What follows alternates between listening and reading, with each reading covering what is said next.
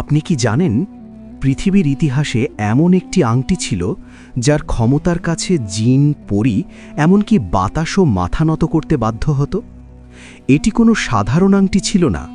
এটি ছিল হজরত সুলাইমান আলাইহিস সালামের সেই রহস্যময় আংটি যা আল্লাহর তরফ থেকে এক বিশেষ মোজেজা ছিল, যার বলে তিনি সমগ্র পৃথিবীর উপর রাজত্ব করেছিলেন।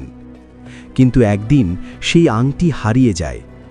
ইহুদি ও ইসলামিক ইতিহাসের বর্ণনা মতে শয়তান বা একটি দুষ্ট জিন হজরত সুলাইমান আলাইহিস সালামের ছদ্মবেশ ধরে সেটি চুরি করে নেয়। এর ফলে ৪০ দিনের জন্য তিনি তার বিশাল রাজত্ব এবং ক্ষমতা হারিয়ে ফেলেন। পৃথিবীর সবচেয়ে ক্ষমতাধর বাদশাহ হয়ে পড়েন নিঃস্ব। অবশেষে আল্লাহর ইচ্ছায় এক অলৌকিক ঘটনা ঘটে। সেই আংটিটি একটি মাছের পেটে পাওয়া যায়। হজরত সুলাইমান আলাইহিস সালাম মাছটি কাটার পর আংটিটি ফিরে পান এবং পুনরায় তার সিংহাসন ও হারানো রাজত্ব পুনরুদ্ধার করেন। শয়তানের চক্রান্ত ব্যর্থ হয় এবং সত্যের জয় হয়।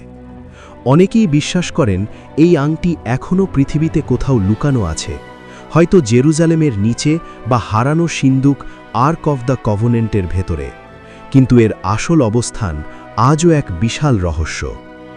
এমন অজানা ইতিহাস জানতে আমাদের ইসলামিক হিস্ট্রি AR চ্যানেলটি সাবস্ক্রাইব করে আমাদের পাশেই থাকুন। আল্লাহ হাফেজ।